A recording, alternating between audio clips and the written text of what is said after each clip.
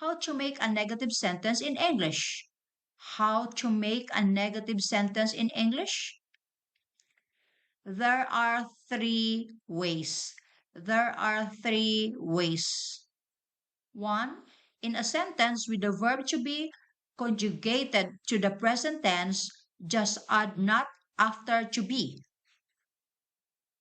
In a sentence with the verb to be conjugated to the present tense, just add not after to be. Example, I am from Japan. I am from Japan. I am not from Japan. This is a negative sentence. So we add not after the verb to be to make a sentence negative. You are a student. You are a student.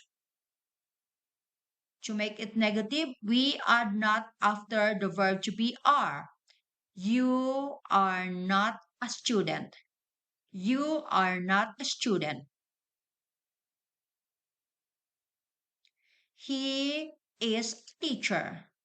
He is a teacher.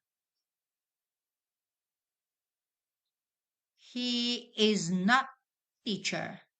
He is not teacher. It's possible to shorten all forms in the present tense of the verb to be, except I am.